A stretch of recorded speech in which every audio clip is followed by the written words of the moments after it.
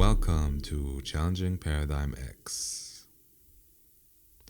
Is the assessment system in education beneficial for the development of pupils and students? What are the key skills for success in life? And how do boxes we put people into influence behavior? My guest today is Marcus Orlovsky. Marcus is passionate about education and helping young people to find their path. Originally has a background in finance, real estate, and technology, and is also a chartered accountant. He was heavily involved in designing and building new schools in the UK, and after having worked on 300 new school projects, he realized that a change in attitude from both teachers and students is necessary for transformation. He's worked with nearly 100,000 students, generally drawn from those less likely to achieve with astonishing success. The social enterprise Marcus founded empowers students to be inquisitive and seek out their own pathways. In his spare time, Marcus hosts a number of TEDx events, has spoken at many, and is asked to speak at major conferences globally. Marcus had a major stroke 7 years ago. He delivered the opening keynote for the National Association of Head Teachers annual conference only 14 days later. So if you're interested in our conversation on education and unfolding potential, stay tuned. Hello, welcome Marcus. It's a great pleasure to have you here today. Please introduce yourself. Who are you and what do you do? So I'm Marcus Orlovsky. I'm here in Wimbledon, southwest London. And right now, I guess I work in the world of education. And when you say you work in the world of education, people say, so are you a teacher? Nope. Are you a parent? No. So why do you work in the world of education? Because I think we can all do our bit to improve the life chances of young people through education. So what exactly, like in which direction do you work in education? Which field?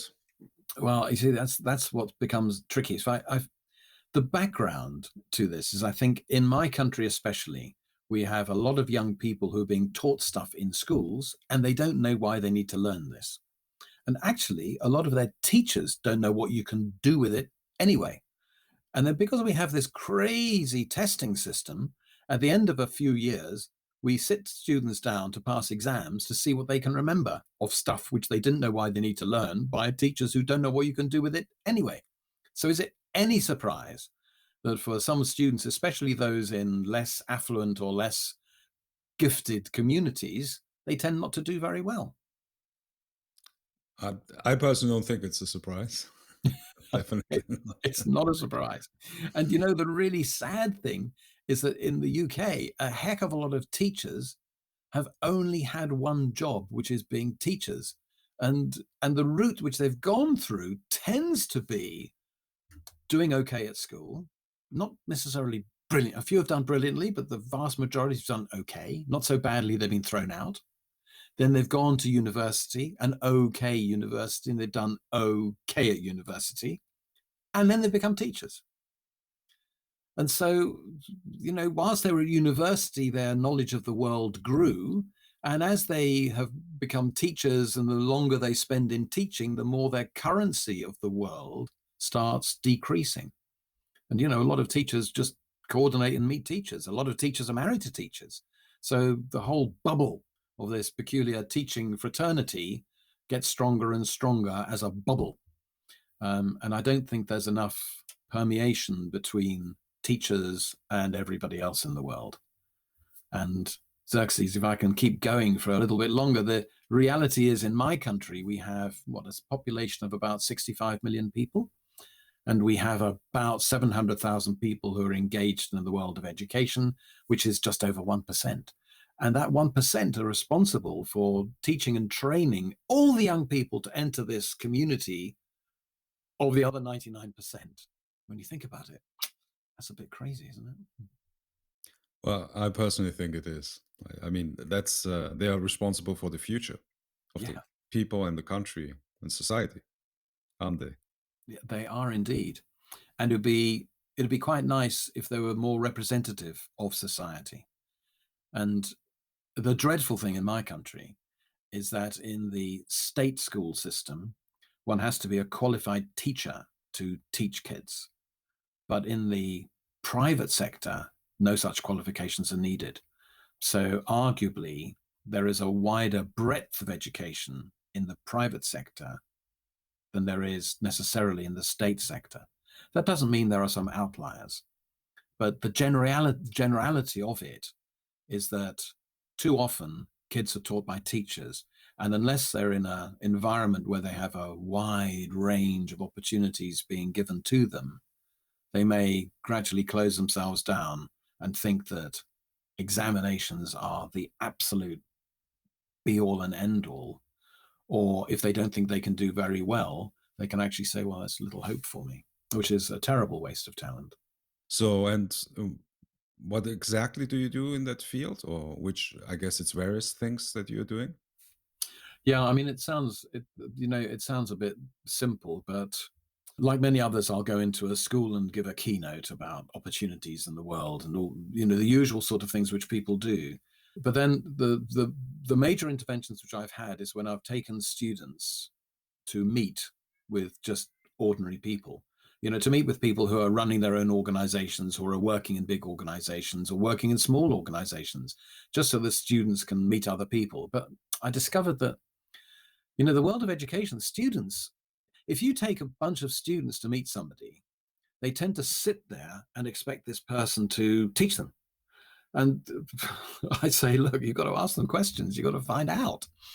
And I also discovered that a lot of students don't know how to do that because in schools, certainly in my country, students aren't really encouraged to ask too many questions. It's sort of like challenging the teacher. So very seldom do students say, so, what do you do outside of school? What is your background? What have you done before? If you weren't being a teacher, what would you do? They don't ask those sorts of questions. So they don't really know their teachers very well. They know their teachers as somebody who teaches maths. And they don't assume that their maths teacher has an interest in music or once upon a time was a great artist and they just decided to be a maths teacher. They just don't know. So there's an awful lot of people in schools who've got fantastic talents, but they've harnessed themselves, they've confined themselves into subject areas. So to digress, if I take a bunch of students to meet people, I discovered that a dozen students is about right because most people, I say I'll bring 100 students to you, they go, whoa, forget it. And if I just take students to meet one person or two people in one organization, students tend to think, oh gosh, that is how business works. So I go to 4 or 5 on the same day who are completely different. And then students go, gosh, there's no right or wrong way, is there? There's no definitive, this is how you should be. And what's fascinating is when you take students to meet a professional accountant or then going to meet a dancer on the stage, and then you go and have lunch with a great restaurateur, and then maybe go to a hotel to see how the hotelier operates, and then maybe go to a tech company and meet somebody in real tech. What students discover is that it's a combination of the knowledge which you have, but your ability to converse with people, the so-called soft skills, which are really hard to get examined in and get marks for, are the things which are critical. It's a combination. It's you as a person, your ability to communicate, your ability to make things happen, your ability to use the knowledge which you've got, which makes you into a great individual, and not just your ability to pass an exam or to talk about that exam. And so sadly, we don't necessarily in the academic system value those soft skills as much as maybe we should. We don't have an exam in being a nice person. We don't have an exam in being able to encourage others to do great things for themselves. We don't have an exam in creativity. And these are all the things which, those are the key skills for success later on in life, as well as the ability to use the knowledge you've got. If you just have knowledge, but you don't know how to use it, I don't know if there's much use in that knowledge which you've got, unless you're very lucky and find somebody who can exploit the knowledge which you have. So that's roughly what I do. And then, the really great thing is to get students to share that knowledge with others, because then they realize that actually, they become more confident. They start realizing, they start valuing the skills which they've got and the knowledge which they've got. And once people start valuing themselves and valuing the knowledge they've got, they become more confident in the future. And I think more students should have the skills and the aspirations and the confidence about themselves. That's what I do. And please tell us, why do you do that? Why do you do what you do? Well, I suppose it goes back. I had a difficult childhood. My father was a violent man. My mother was very small. He used to beat my mum and me for no necessary reason.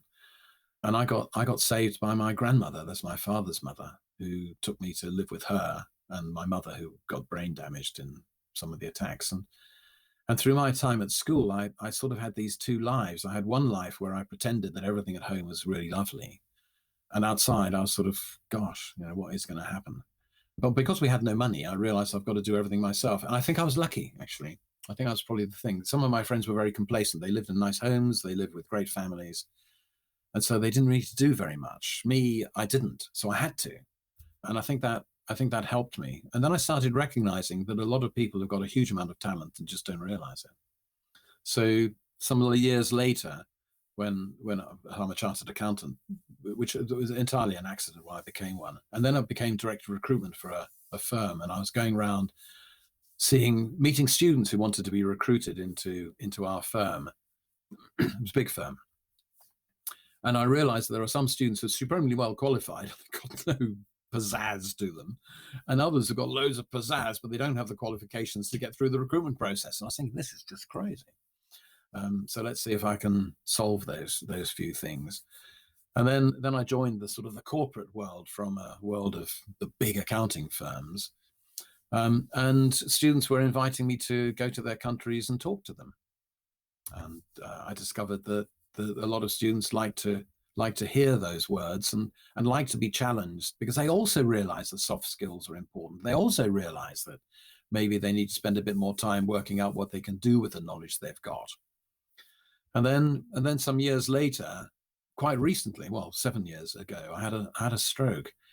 Funnily enough, I was at a conference, which I had opened the conference, and I was going to do the closing keynote at the conference. And over lunch, I had a stroke. And so I went back into the room to deliver my closing keynote, and I couldn't talk properly. And I was fortunate that the organizer sort of said, gosh, Marcus, there's something really badly wrong. And in hospital, I'd had a stroke. I had a brain hemorrhage, which is where blood just has got nowhere to go, and so it just fills up your brain and gradually squishes it. And in my time at hospital, so I had to learn how to walk and talk again. Well, talk sensibly. A lot of people were saying, a lot of people in his condition make a near normal recovery in about a year. And I was thinking, a year, that's a heck of a long time. And I've been asked to do the opening keynote for the National Association of Head Teachers in 14 days' time. I'm not going to cancel it. I just have to work out, how am I going to do it? And a lot of medical professionals were saying, well, that's just not possible. Forget it.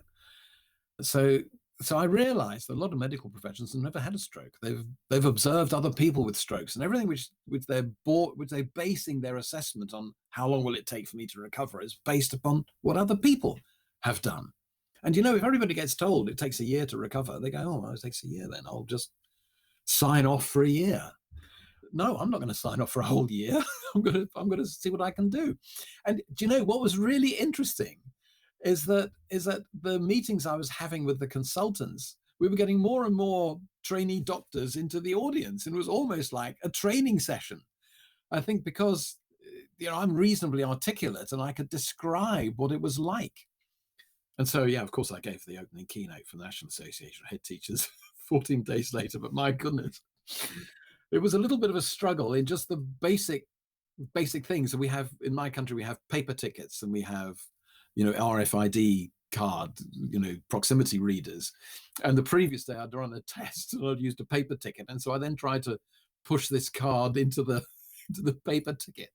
And I had to all my paradigms had gone. And I was colorblind, and I couldn't talk properly, and I lost my ability to do really quick mental arithmetic. Some of it's come back. I've got some workarounds. My eyes were all over the place. but I delivered the keynote, and it was only at the end of it I said, "Look, I'm sorry if it wasn't very good. I had an hour. I'm sorry if it wasn't very good. I had a stroke 4 weeks ago, or 14 days ago." And they all went, "Wow, my goodness!" And the place erupted. And then they asked me to do it again, and about a month later, it was a heck of a lot better. So I think people saw. But I think that I think when I was in hospital, a lot of people just consigned themselves to the fact it's going to take about a year or about a year and a half. And I think that's what happens in school. Some kids get told, you're not going to be very successful, and they just, I won't be very successful. And I think we get very easily influenced by experts who tell us things. Teachers say you're not very clever, or experts who say it takes a year to recover, so take a year, or parents who say you're a waste of space, or friends who say forget education, go sell drugs. We get very easily influenced, and it's quite hard, I think, in our society, Western society, and I'm talking really about the UK and a bit about the United States and Australasia. It's very easy to start believing this stuff, and then we have a world where a lot of people go to work doing a job they don't like, and they don't do it very well, and they do it because they want to explore themselves in their free time. And maybe what would be nice if we could all make use of each other's talents and genuinely make the world a better place, but certainly live more fulfilling lives. So, gosh, that sounds almost religious, doesn't it? I don't mean to, but I think we all have a duty to ourselves and to each other to make the most of our talents, because the one given is that we're only here for a limited amount of time in this space and time, and let's make the most of it. And ideally, let's leave some sort of positive mark of our very existence. So that's why I do it. Actually, that's a hell of a long answer and a terrible ramble. I'm sorry about that, but I think that's it. So the stroke it sort of like kickstarted me a little bit more. And so I love working with students who everybody thinks, I don't know, these won't be successful. And sometimes they think of themselves. That's my long answer to a short question. Thank you for elaborating on that. It is very inspiring, and obviously that has a strong connection to what you do today, so the way I perceive it. And so you talk a lot about paradigms that exist now in the education system, and not only in the education system in general. I think in society, what you talk about. So, what paradigms do you think need to be challenged? You talked a bit about it, but like really, if you can name the different things that you really think are key that need to be challenged and transformed to a better future. Well, I got involved with the TED community by accident when I started. I got asked to give a talk at TEDx in Vilnius some years ago, and I didn't know what TEDx was, and I flew into Vilnius and was met by a couple of people who whisked me into the auditorium, and suddenly I realized, gosh, this is like a real thing. And now I host a number of TEDx's, and I coach TEDx speakers. And the one thing which I've discovered is that at the end of the day, people are jolly nice and they've got lots of great ideas and they really like sharing them.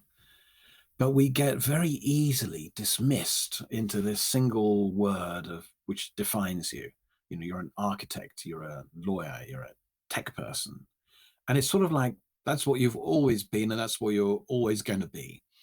And the more we realize that there are some scientists who are really great musicians who were going to be doctors or have been doctors who've turned into something else, or we suddenly realize it's terribly, terribly fluid. The fact that I speak English doesn't mean that this is me. Maybe if I was brought up in a different country, the same piece of flesh would be speaking a different language with a different cultural feel. So maybe we have to realize that actually there are lots of cultures around. Let's see what cultures there are. Let's see what countries there are. Let's see what everything there is. And the paradigm which I think is crazy is when people start defining themselves, and they define themselves as Scottish, and the Scottish need to change from the English, and so we'll separate.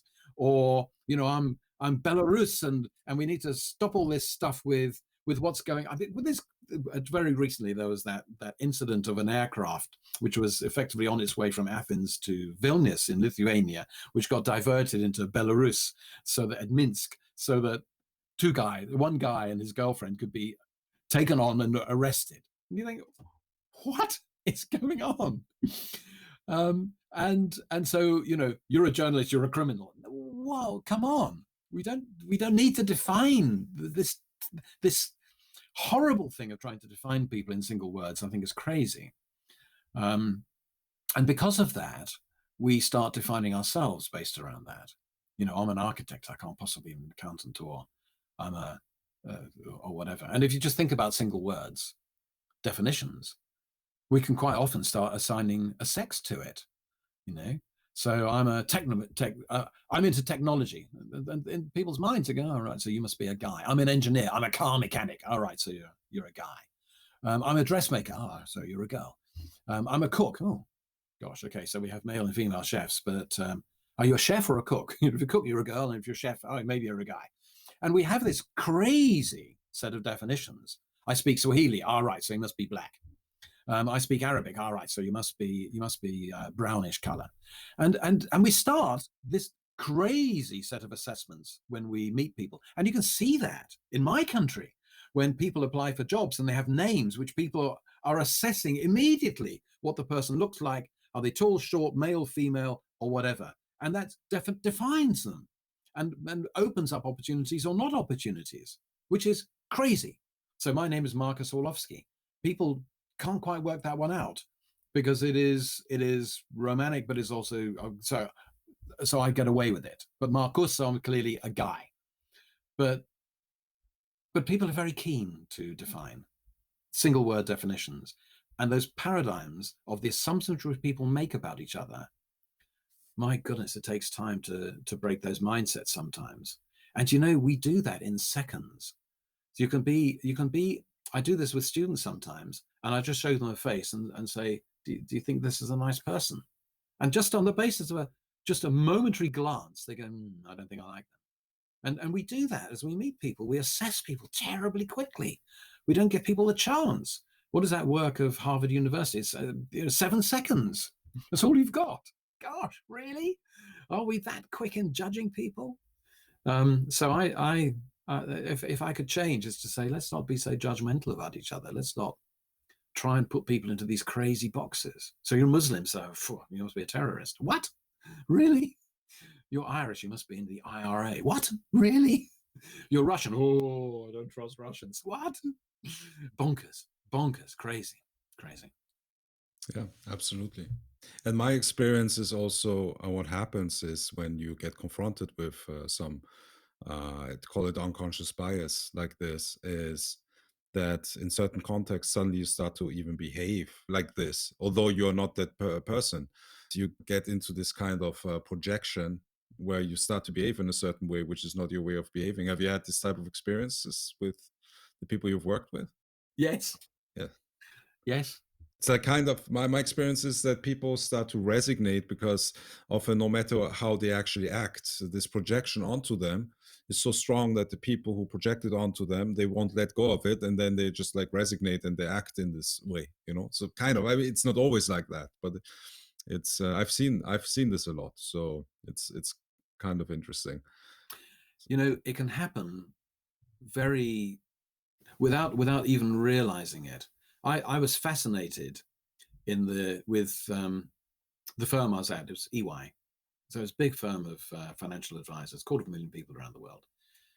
And when you take someone when they first start, so they're new, they don't really know how things get done around here. And if they do a paper for somebody senior and they give it to the senior person, there's almost invariably going to be some things which aren't very good in it, almost invariably, or at least not to the reviewer's taste. Maybe they've used the wrong language, they've used the wrong words, they've used the wrong color, silly things. And then the reviewer will mark it or do some adjustments and send it back. And then that person will give it back. And if that hasn't all been adjusted to the satisfaction of that person, then what happens is that the junior person starts thinking, oh, this senior person is going to correct everything. And the senior person will immediately realize that this junior person, on the basis of 2 bits of information, is not very good at doing stuff. And that sets that relationship, you know? And that relationship continues for a long, long time, but just because of the very first thing which has happened in the very first day. And then they start playing to that. So therefore, in a year's time, that junior person knows that the senior person is going to correct everything anyway. So there's no point in really going to a super duper effort because they're going to correct it anyway. And the senior person then realizes they have to correct it because and the whole thing just self-perpetuates. And sometimes they haven't had the conversation. They haven't had the conversation about, so why do you correct it? Well, because you make mistakes. Well, which mistakes do you not like? I don't like that one. You write in green ink. I prefer you to write in black. Well, if you just told me, I'd have changed it. And I think that goes in a lot of cases. You know, it can happen in school. The very first day, if you were late to school on your very first day, and the teacher goes, "You're late," and you go, "Yeah, who cares anyway? It's only school." You know, poof, you're the troublemaker, and you'll be the troublemaker forever. And all the time, people are that teacher's gonna remember that you're the troublemaker, and they'll tell their friends. And the same thing can happen to you, you know, with your teachers. There's a teacher, and on the first day they weren't very nice to you for whatever reason. Maybe they had a bad day, you know, they just snapped at you. Then that continues, and I think that happens everywhere we go. We start building up these mind pictures, these assumptions, and I sometimes get people to challenge it themselves, you know, and I'll say, have you ever been to a restaurant and had a meal which was fabulous, and you tell your friends, this is a great restaurant, you should go there? Now that's based upon the evidence of one meal on one day with one team of cooks and chefs. And then you might go again and the meal is dreadful. Do you then go in your mind, right, so I went to a bad restaurant which had a good day and got a great meal, or is this a great restaurant which has somehow got a bad day? The vast majority of people, I think, say, gosh, I wonder what happened. It's usually so good. And then you go again. And how many times do you have to go to that restaurant before you realize it was a bad restaurant and just on your first day, you had a good day? On the other hand, if you go to a restaurant and you have a bad meal, do you ever go again? So maybe you never realized it was a great restaurant, we just happened to have a bad day. And I think that's the reality. It's very hard for us to break away from that. You know, we take a snapshot decision, we extrapolate it, that's what it is. And it takes a bit of time before we reassess. So we're gathering information all the time, we're making snap decisions, we're putting it into our memory banks, we're using this as our piece of AI, which we then apply to everything else. You know, it's a learned mechanism, it's a learned experience, and it's a learned response. And then we apply that same thing. And so by accident, we have a bias which is developed subconsciously, but becomes very difficult to change.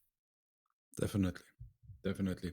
I have the experience that I think many people perhaps, but maybe not so conscious, that when you get taught something and that's from a certain teacher at university or at school or outside of school in further education, and this is the first time you get to introduce to a certain field of topic, that this is the standard that if you like the teacher, if you dislike, then you will challenge it from the beginning.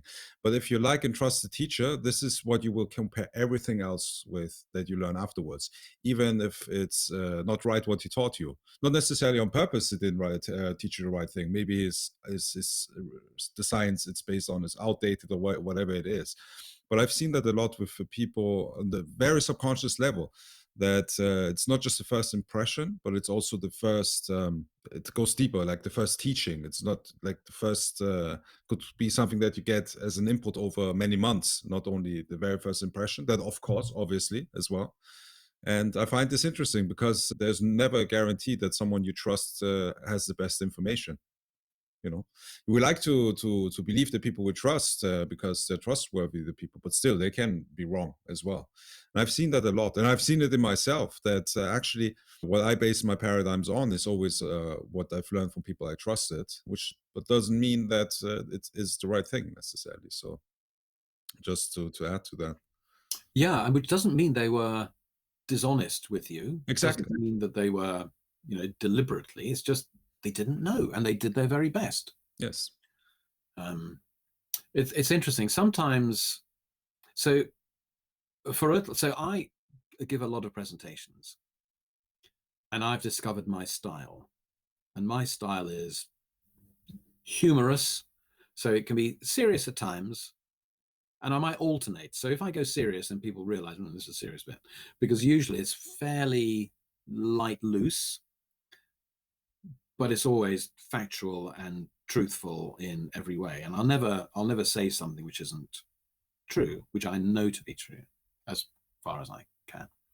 And I remember once when I wasn't too comfortable with myself, I didn't know what my style was.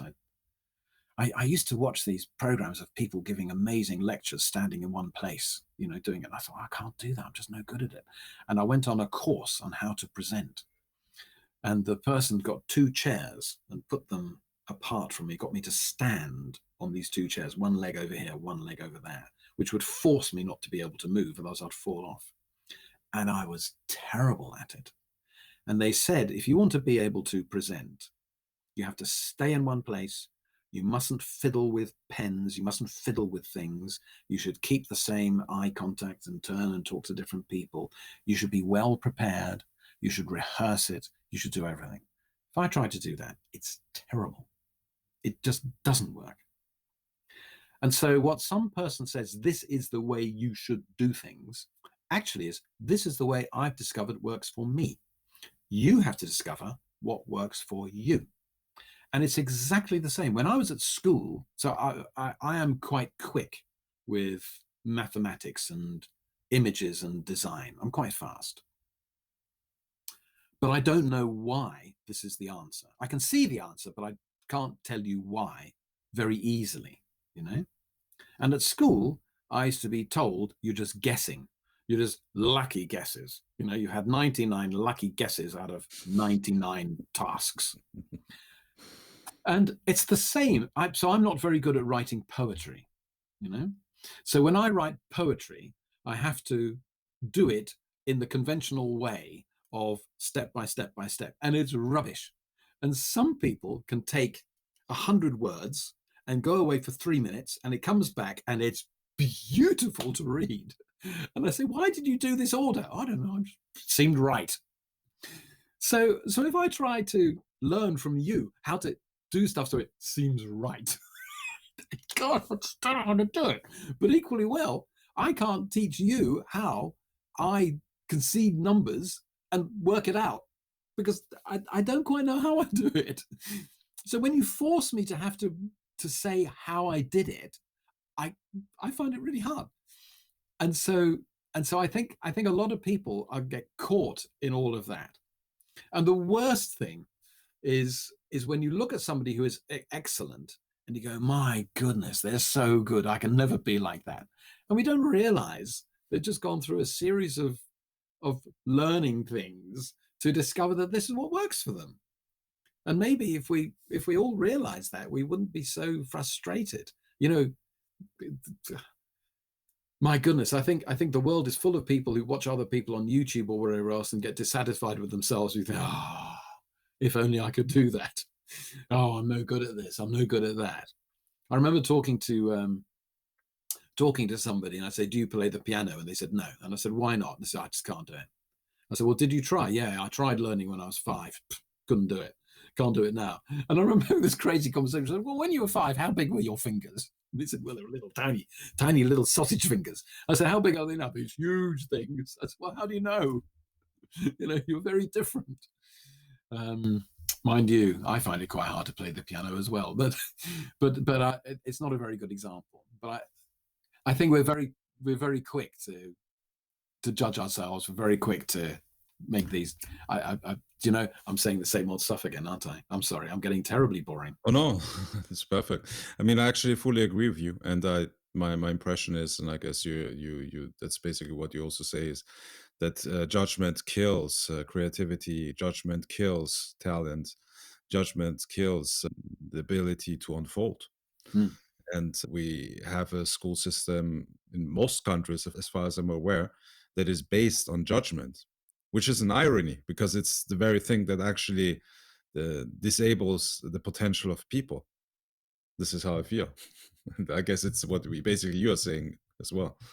And it gets worse because I think we imprison people in their own inadequacies. So I remember the first time I met somebody who, now who was this chap? He was a very senior manager, very senior at a really big international organization.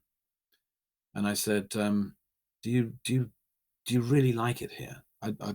You see, the way I said that indicates what I was expecting the answer to be. So, do you like it here? And he clearly said, no, it's a job. I said, well, would you prefer to do something else? Oh, yeah. I said, well, why don't you? He said, because in another 15 years, I will qualify for the executive pension scheme. And I remember thinking, 15 years, you are going to consign yourself to doing a job which doesn't excite, to spending your time, your waking decent hours doing something you don't like, because in 15 years' time, if you're still alive, you will be able to draw an executive pension. My goodness, that's terrible. And I didn't want to say it to him, but I think there are a lot of people who just resign themselves to doing something they don't like, to waste their lives on the basis that once they retire, they can do something.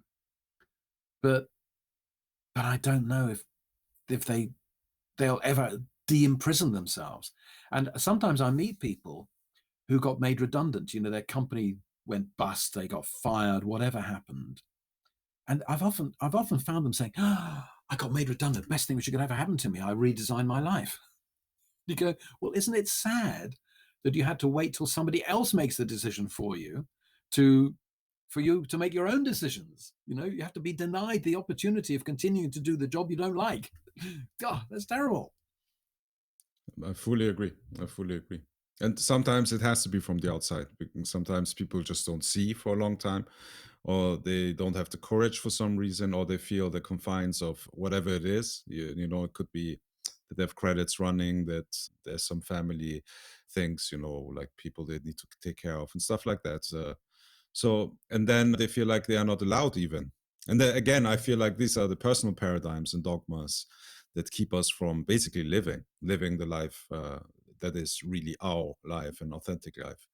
So there's often, but these type of things. But also, I like when you said 15 years for some executive pension. For me, also the first thing is like you're doing 15 years of time in prison to maybe one day have this pension. And as you said, you don't know, maybe the company goes bust, whatever else happens, maybe you're not alive. And it's just sad because my impression is in a lot of contexts that the real potential that people have, I mean, or let's put it a different way, what is the percentage of people who know what their potential is and live their potential? Well, the truthful answer is, how will we know what our potential is until we try everything? And there's not enough time to try everything. Exactly. So generally, I think what we all do by accident is what we think we're best at is most likely what we are least bad at. So I do a number of things. I'm not very good at that. I'm not very good at that. I'm not very good at that. I'm good at this. So that's what I'm best at. Now, if I try something else, I might find I'm much better at that than I am good at this. And unless I give myself the opportunity of trying different things and allowing myself to try different things, I may never discover what I'm best at. And sometimes it takes other people to say, but you're really good at this. And maybe we just don't value them enough. We don't value the people who are trying to help us enough. But fundamentally, I believe that the chances are that what we think we're best at is most likely what we are least bad at. And when we look at it like this is what I'm least bad at, it almost begs the question of, well, what else might you be better at? As opposed to this is what I'm good at, which is sort of like quite a final statement. What I'm least bad at is sort of like a continuum. What I'm best at is ending the conversation. So I'm least bad at talking to people. I'm least bad at entertaining students in where their futures might be. I'm least bad at helping people to be great speakers on the TED stage. I'm least bad at hosting TEDx's. I don't know what I'm good at yet. Okay. Well, I mean, one thing that I always like to tell people is, let's put it another way. What I realize is that often people, they think they're, as you said, good at some certain thing, and it's at least one thing they're at least bad at. But what really is often the talent of people is what is really easy to them, and they get really annoyed when it's not easy for other people, because to them it's so easy. And this is why I say, well, it's your talent. When you see that it's really easy for you, but for no one else, and you get annoyed by it, why no one else sees it or understands it or does it, then you can be pretty sure that this is your talent. And people often associate their talent with something that is really hard and they've mastered. But that could also, the talent could be involved in that. But talent is really what is really easy to us, not really hard to us. And then we might have mastered it to perfectionize it. Okay, that's a different thing. So yeah, that's quite interesting to see. Like I often see it in other people that they actually they don't realize at all what their talents are. So, and perhaps also myself, and including yourself. Do you know what's even worse than that? Sorry, it's not even worse. I don't mean to say it like that. Quite often, when people are really good at something, and they have that natural talent, they have that talent, whether it's natural or it's developed or howsoever they ended up with that talent, and they're with people who find it impossible to do that. Rather than think, gosh, that's my talent, they might be tempted to think those people are stupid. Exactly. Yeah, this is what I mean. Yeah, exactly. So yeah. So it's not recognizing my skill set. Exactly. It is actually recognizing the deficiencies in other people against my skill set, which may not be the right thing to say. Is that you're just stupid. Everybody here is stupid. Yeah. They're not. So how do you think that the corona pandemic, what impact does it have on education? Because there's definitely changes that it will have in all different areas, and also how it has education has been treated now with the pandemic, with homeschooling and everything. So what do you see emerging through the corona pandemic? Well, I think the pandemic has the potential for making a bit of a structural change in the way we operate. Until now, close proximity of people in an office, in the theatre, in an aircraft, in a school, was necessary in order to have good communication, for people to be able to learn from each other and discover and share a great experience.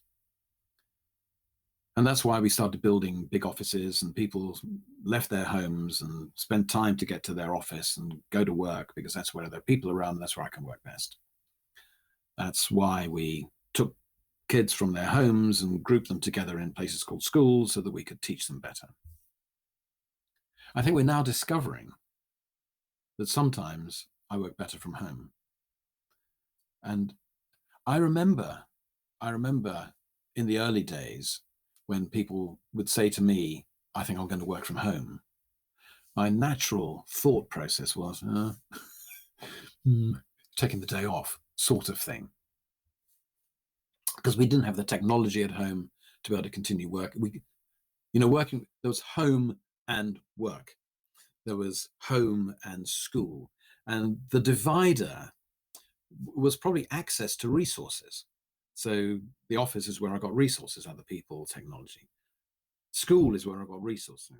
What the pandemic has done, it's highlighted the fact that we have transferable resources.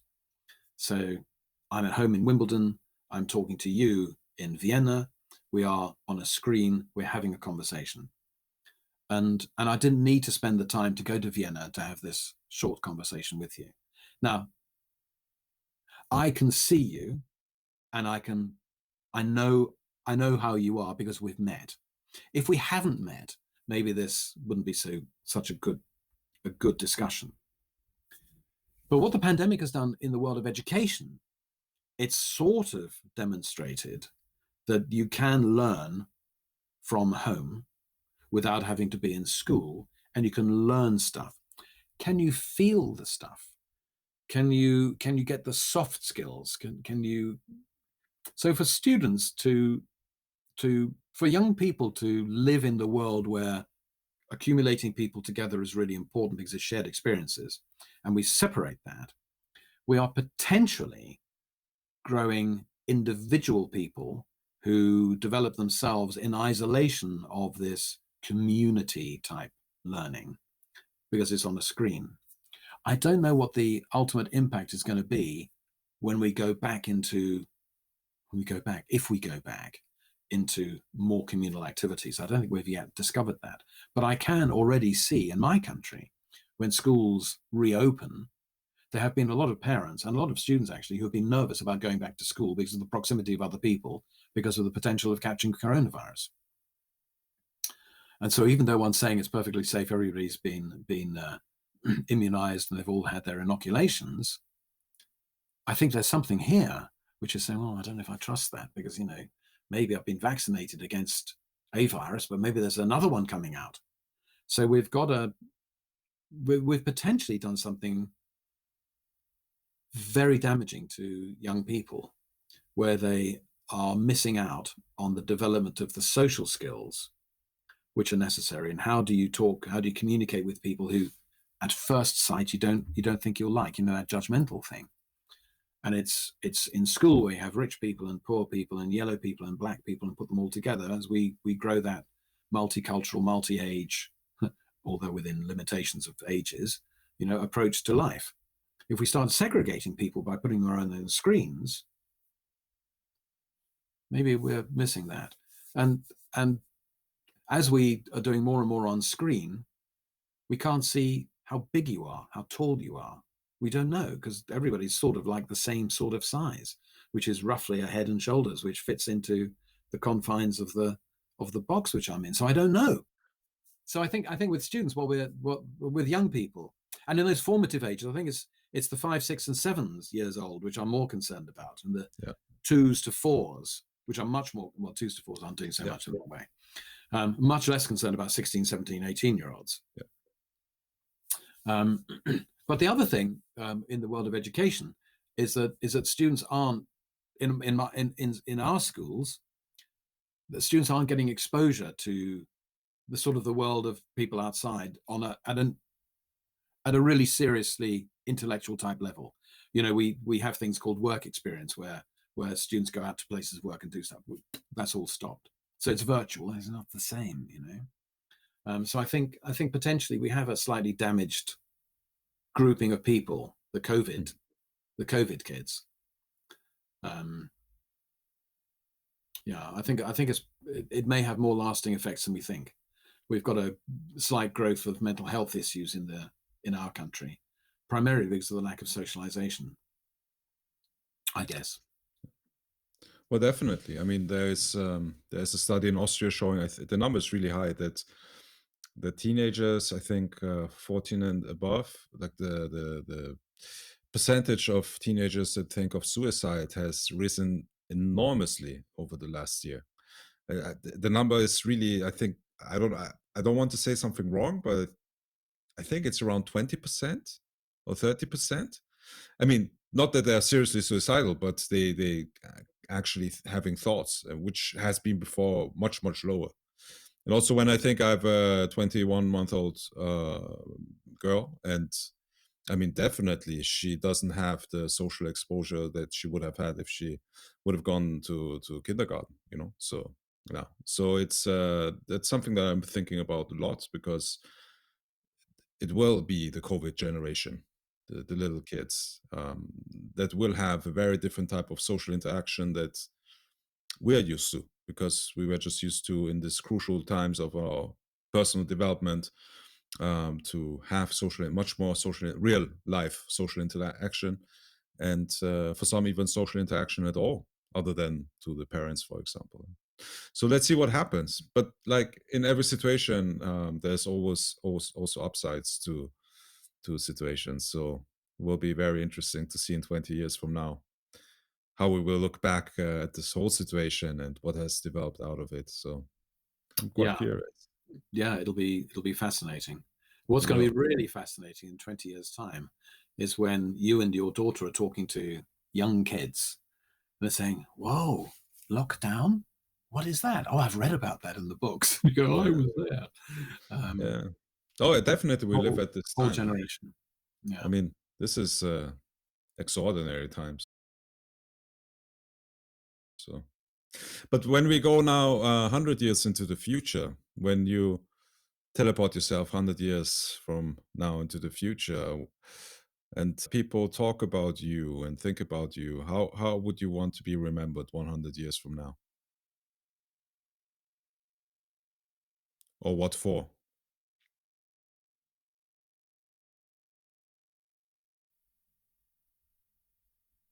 I'd like to say that people thought I was a good guy who helped a lot of other people and maybe helped some people discover themselves. Yeah, that sort of thing. That's what I think. Great. Thank you very much. I'm pretty sure this will happen, Marcus. If I die sooner. Yeah. Yeah. Thank you very much for this beautiful conversation. And well, thank you for inviting me onto it. thank you very much. And My pleasure. hope to see you again on my show. Bye-bye. Thank you. Goodbye. Thank you for staying tuned for this edition of Challenging Paradigm X. If you liked this episode with Marcus Orlovsky, feel free to share it with your community so Marcus' message gets spread even further. In the show notes, you will find the links to his work.